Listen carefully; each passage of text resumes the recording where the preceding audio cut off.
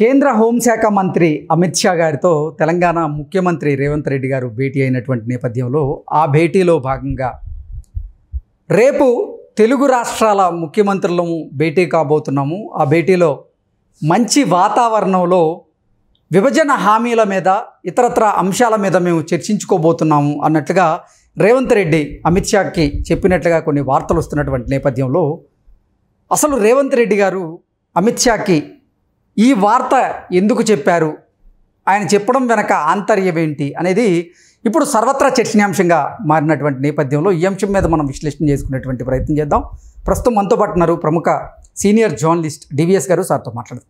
Sir నమస్తే. Sir నమస్తే.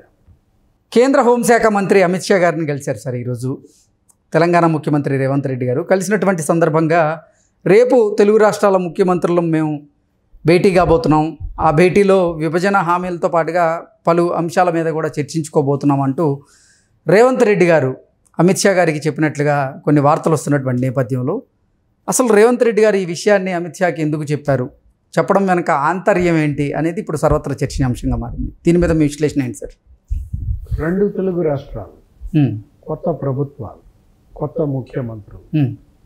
అంటే ఒక ముఖ్యమంత్రి సుదీర్ఘ అనుభవం, 14 ఏళ్ల సీఎం, 45 ఏళ్ల రాజకీయం.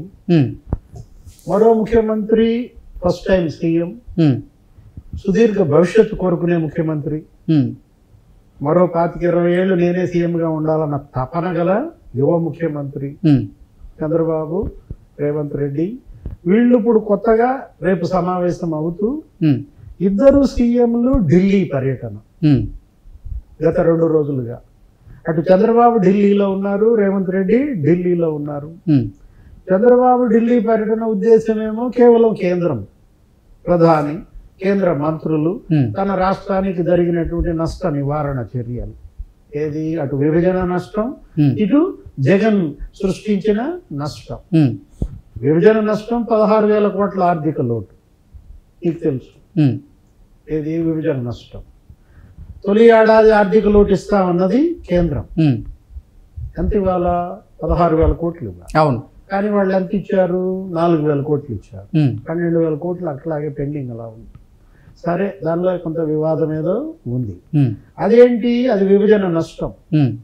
రాజధాని లేని రాష్ట్రంగా ఏర్పడటం, ఇక అదంతా చరిత్ర చరణం, పాత కథ నీకు మనం చెప్పాల్సింది. ఇప్పుడు జగన్ సృష్టించిన నష్టం, తీవ్ర నష్టం, కొన్ని లక్షల కోట్ల నష్టం అన్నమాట. నీకు ఆర్థిక లోటుకే చూసుకున్నట్లయితే నీకు దగ్గర ఆర్థిక లోటు కూడా 4-5 రెట్లు పెరిగింది. ఇలాంటి పరిస్థితుల్లో మరి ఈ 2 నష్టాల నుంచి తన రాష్ట్రాన్ని గట్టెక్కించాలన్న కోరికతో ఆయన వెళ్ళారు. అక్కడ కేంద్ర మంత్రులందరినీ 12-13 మంది మంత్రుల్ని కలిశారు. ఆయన చిట్టాలు ఆయన ఇచ్చాడు. ప్రధాని కూడా అడిగారు. కొంతవరకు ఆశాజనకంగా ఆయన తిరిగి వస్తున్నారు. ఆయన కూడా హోంమంత్రిని కలిశారు. సెంట్రల్ హోమ్ మినిస్టర్ని కలవటం వెనక ఇద్దరు సీఎంల ఉద్దేశం ఒకటే, ఏది విభజన చట్టంలో అంశాల అమలు. అది ఎవరి బాధ్యత? కేంద్ర హోంశాఖ బాధ్యత. నీకు విభజన చట్టం అంటే ఆయనే కదా గతంలో రాజ్నాథ్ సింగ్ వాళ్ళు చూసిన పరిస్థితుల్లో ఇప్పుడు అమిత్ షా ఇప్పుడు మరి రేవంత్ రెడ్డి నేను వెళ్ళి కలిశాడు. కలిసిన దాంట్లో మరి తెలంగాణకి రావాల్సినవి చూసాం. విభజన చట్టంలో కేసీఆర్ టోటల్గా ఫెయిల్ అయ్యారు. 10 ఏళ్ళు ముఖ్యమంత్రిగా కేసీఆర్ బీజేపీ పట్ల సరైనటువంటి రిలేషన్స్ మెయింటైన్ చేయలేకపోయారు. అంటే ఆయనేమో కొన్నాళ్ళు మోడీ అసలు గొప్పవాడు అన్నాడు, మొదటి 2 ఏళ్ళు 3 ఏళ్ళు. తర్వాత సరే ఫస్ట్ టర్మ్ ఎట్లా కూడా నడిచిపోయింది. ఫస్ట్ టర్మ్ మళ్ళీ సెకండ్ టైం ఎలక్ట్ అయ్యారు ఆయనే సీఎంగా. వెంటనే మళ్ళీ మారిపోయాడు. ఏది కేసీఆర్ 1.0లో ఒక రకంగా కేంద్రంతో బిహేవ్ చేస్తే కేసీఆర్ 2.0లో డిఫరెంట్గా బిహేవ్ చేశాడు. ఆయనలో ఏదో సుప్రీమసీ వచ్చేసి అసలు నేనే ప్రధాని కావాలన్న కోరిక ఏదో మొత్తానికి నీకు తెలంగాణ లేచిపోయింది కదా. పార్టీ పేరులో టీఆర్ఎస్లో టీ పోయింది, బి వచ్చింది, బి వచ్చి చేరింది. నువ్వు లేనిపోయింది మళ్ళీ ఏ వచ్చి బి పోయే, బి వచ్చి ఏ పోయే అట్ట. ఇప్పుడు బి వచ్చి టీ పోయింది. అదేదో పాట గుర్తు వస్తుంది మళ్ళీ మనకి. బి వచ్చి టీ పోయేసరికి ఏం జరిగింది?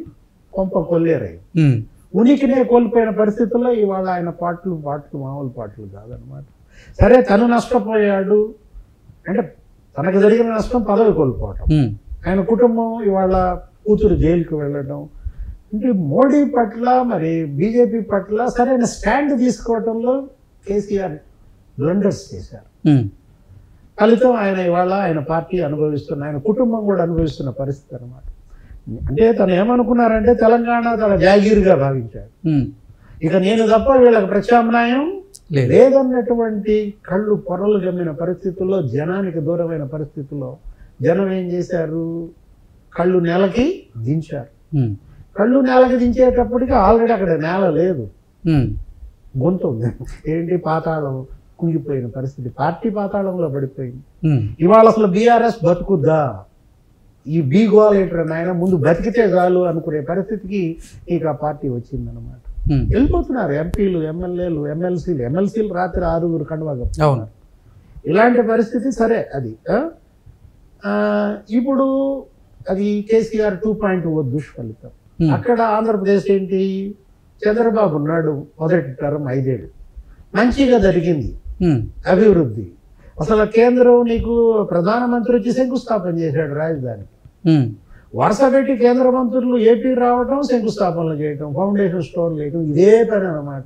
గడ్కరీ, నీకు అరుణ్ జైట్లీ, లేకపోతే నిర్మలా సీతారామన్, రాజ్నాథ్ సింగ్ పోటీ పడి నీకు ఫౌండేషన్లు వేశారు. 11 అత్యున్నత విద్యా సంస్థలు వచ్చేసాయి. విభజన చట్టం హామీల అమలులో ఆ పీరియడ్ సక్సెస్. ఇక రాజధాని నిర్మాణం కూడా బాగా స్పీడ్ అందుకుంది. పోలవరం కూడా మంచిగా జరిగింది కదా, 72% పోలవరం అప్పుడే కంప్లీట్ అయిపోయిన పరిస్థితి. ఎప్పుడు? చంద్రబాబు సీఎంగా, మోడీ ప్రధానిగా ఉన్నప్పుడు. నీకు వెనకబడిన జిల్లాలకు నిధులు కూడా వచ్చాయి, 50 కోట్లు చొప్పున. తర్వాత చివరి ఏడాదిలో కొద్దిగా ఆగింది. నెక్స్ట్ అసలు జగన్మోహన్ రెడ్డి వచ్చిపడ్డాడు. ఏది? ఆంధ్రప్రదేశ్కి ముఖ్యమంత్రి జగన్మోహన్ రెడ్డి అయ్యేసరికి ఆయన రాష్ట్ర ప్రయోజనాలు గాలికి వదిలేశాడు. ఆయన సొంత ప్రయోజనాలే ప్రాతిపదికగా 22 మంది ఎంపీలని తాకట్టు పెట్టేశాడు ఆయన కేసుల కోసం. సిబిఐ, ఈడీ, ఫస్ట్ నేను సేఫ్గా ఉంటే ఆ తర్వాత చూసుకోవచ్చు రాష్ట్ర సంగతి అనే ఒక స్వీయ అజెండాతో అటు తమ్ముడిని వివేకానంద రెడ్డి హత్య కేసు నుంచి తప్పించడం కోసం, అటు తను సిబిఐ, ఈడీ కేసుల నుంచి బయటపడటం కోసం రాష్ట్రాన్ని తాకట్టు పెట్టేసిన పరిస్థితుల్లో వాళ్ళు వదిలేశారు. ఎవరు? మోడీ 2.0 కూడా ఆయన పట్టించుకోలేదు. ఎందుకంటే వీళ్ళకి లేనిది ఆయనకి ఎందుకు? ఇప్పుడు ఇక్కడ సీఎంలు నా చేత చేయించుకోలేని పరిస్థితుల్లో నేను స్పెషల్ ఇంట్రెస్ట్ ఇక్కడ తీసుకోవాల్సిన అవసరం ఏంటన్నట్టుగా ఆయన కూడా వీళ్ళ ఫెయిల్యూర్స్కి వీళ్ళ పార్టీలే నష్టపోవాలి అంటూ ఆయన కూడా ఏంటి, ఒక రకంగా ఇది కుటుంబ పాలన అవుతోంది, కుటుంబ పాలన నుంచి తెలంగాణ విముక్తం కావాలి, కల్వకుంట్ల కుటుంబం అంటూ నీకు పరివారాన్ని దుమ్మెత్తిపోసారు. ఇప్పుడు ఇక్కడ ముఖ్యమంత్రులు మారారు, జనంలో ఆశ. 2 తెలుగు రాష్ట్రాలు ఇవాళ మోరెత్తుకుని ఎదురుస్తున్నాయి. ఎవరి వైపు? అక్కడ చంద్రబాబు వైపు, ఇక్కడ రేవంత్ రెడ్డి వైపు. వీళ్ళిద్దరూ కూడా సంయమనంగానే ఉన్నారు. ఏంటి? బీజేపీ పట్ల రేవంత్ రెడ్డి రాజకీయ విభేదాలు ఎలా ఉన్నా కూడా మోడీని పెద్దన్నగా గౌరవించాడు. కాకపోతే పెద్దన్న అనేసరికి వీళ్ళంతా మళ్ళీ రేవంత్ రెడ్డి మీద పడ్డారు. ఏమని? మోడీని పెద్దన్న అన్నాడు, ఇతను ఆర్ఎస్ఎస్, ఇతను ఎప్పుడో గతంలో కాకి చొక్క వేసుకుని కిషన్ రెడ్డి అమ్మటే పడి తిరిగాడు అంటూ పాత తీసి రేవంత్ రెడ్డి అసలు బీజేపీ కాంగ్రెస్ ఒకటి అమ్మేశాడు అన్నట్టుగా కేటీఆర్ బ్యాచ్ ప్రచారం చేసింది. రేవంత్ రెడ్డి పెద్దన్న అన్నది ఎందుకు, ఏ ఉద్దేశంతో అన్నాడు? అది ప్రధాని పదవిని ఉద్దేశించి. ప్రధాని వేరు, మోడీ వేరు. మోడీని కాదు ఆయన పెద్దన్న అన్నది. సరే, సత్సంబంధాలు కొనసాగిస్తున్నాడు రాష్ట్ర పరంగా. రాష్ట్ర ప్రయోజనాలకి రేవంత్ రాజీ పడే ప్రసక్తే లేదు. అలాగే పార్టీ ప్రయోజనాలకు కూడా రాజీ పడ్డాడు అనమాట. అతనికి పార్టీ కావాలి, రాష్ట్రం కావాలి, ఇంకో 5 ఏళ్ళు సీఎంగా ఉండాలా. ఇది ఎవరి ఆస్పెక్ట్? రేవంత్ రెడ్డి ఆస్పెక్ట్. తెలియదే ఉంది. రేవంత్ రెడ్డి సంగతి నీకు తెలుసు, నాకు తెలుసు. ఇప్పుడు ఏంటి? తన కోసం, తన పార్టీ కోసం, తన రాష్ట్రం కోసం అతను స్టబ్బన్గా ఉంటాడు. పొరపాటును కూడా టిల్ట్ కాడనమాట. భవిష్యత్తు చూసుకునే వ్యక్తి. రాష్ట్ర ప్రయోజనాల కోసం ఇక్కడేదో గురువు గారు సీఎం అయ్యారు కదా, చంద్రబాబు సీఎం అయ్యారు కదా అని చెప్పి ఏమి తాకట్టు పెట్టే ప్రసక్తి లేదనమాట. ఏంటి? ఎక్కడైనా బావే కానీ వంగ తోటగడ కాదన్నట్టుగా రేవంత్ రెడ్డి గురువు గారు అయితే గురువు గారు కాదని నేను గౌరవిస్తాను. చంద్రబాబు పట్ల అపార గౌరవం, మనం కాదనలేని సత్యం. ఎందుకని రేవంత్ రెడ్డి ఎదుగుదలలో తెలుగుదేశం పాత్ర మనం మరవలేనిది. మొన్న కూడా వీళ్ళు దూరం చేసుకున్నారు తెలుగుదేశం ఓట్ బ్యాంక్ని. ఎవరు? కేసీఆర్, కేటీఆర్. చంద్రబాబు అరెస్ట్ అప్పుడు పిచ్చి మాటలు మాట్లాడి ఇక్కడ చంద్రబాబు అభిమానులు కావచ్చు, లేదా ఆయన వల్ల ఉద్యోగాలు పొందిన వాళ్ళు కావచ్చు, అంతా ఇవాళ గంపగుత్తగా కాంగ్రెస్ ఓటేసిన పరిస్థితుల్లో బీఆర్ఎస్ ఓటమి అన్నమాట.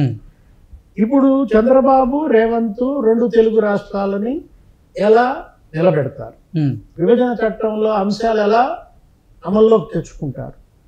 ఇక్కడ కోచ్ ఫ్యాక్టరీ ఏది వరంగల్లో, అది కొంచెం బాగా బలంగా రావాలా, దానికి నిధులు కావాలి. అదేదో వేగంగా మార్చేసి చిన్న చిన్న వర్క్షాప్ పెడతానంటే ఒప్పుకోడు.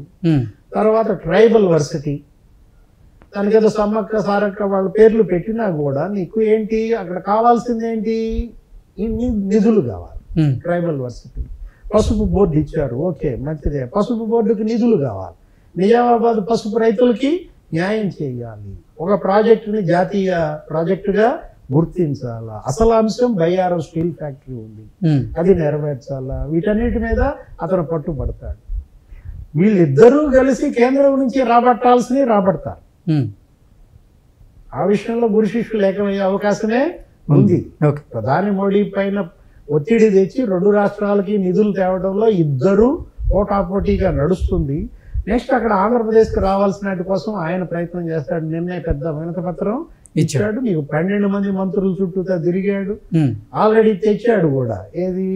భారత్ పెట్రోలియం కార్పొరేషన్ లిమిటెడ్, అది వచ్చేసింది దగ్గర. ఇది మచిలీపట్నం కావాలని ఆయన పట్టుబట్టిన పరిస్థితుల్లో, ఎట్టి పరిస్థితుల్లో ఆంధ్రప్రదేశ్ ఇవాళ తెలుగుదేశం బలం పైన, ఎంపీల బలం పైనే ప్రధాని మోడీ ఆధారపడి ఉన్న నేపథ్యంలో నీకు ఏపీ కేంద్రం మధ్య సత్సంబంధాలతో ఆంధ్రప్రదేశ్ దృఢంగా నిలబడే అవకాశం ఈ 5 ఏళ్లలో వచ్చింది. ఎందుకంటే ప్రధాని బలం తక్కువ కాబట్టి. నెక్స్ట్ వీళ్ళిద్దరి మధ్య జటిలమైన అంశం ఏముంది? రేవంత్ రెడ్డికి చంద్రబాబుకి ఇబ్బంది అయ్యే ప్రశ్న విద్యుత్ బకాయిలు. విద్యుత్ బకాయిలదే ఇప్పుడు పంచాయతీ. అవును. ఏది? ఇళ్ళు మాకు 7,000 కోట్లు రావాలంటారు ఆంధ్రప్రదేశ్. వాళ్ళు ఏమంటారు? అసలు మీరే మాకు 24,000 కోట్లు రావాలని వాళ్ళు అంటున్నారు. దీన్ని మరి జాగ్రత్తగా డైలాగ్ అండ్ డెలివరీ చర్చించుకోవాలి, పరిష్కరించుకోవాలి. అవసరమైతే కేంద్రం మధ్యవర్తిత్వం తీసుకోవాలి. కోర్టుల్లో పరిష్కారం అయ్యాయి, కోర్టుల్లో పరిష్కారం అవుతాయి. ఒకటి మాత్రం జరగదని నాది హామీ. ఏంటి సార్? ఏదంటావు? నాగార్జున సాగర్ మీదకి ఆంధ్రప్రదేశ్ పోలీస్ రాదు. లాస్ట్ టైం నువ్వు చూసావు కదా, కరెక్ట్ గా ఎలక్షన్ బిఫోర్, రేపు ఎలక్షన్ అనగా జగన్మోహన్ రెడ్డి ఏం చేశాడు?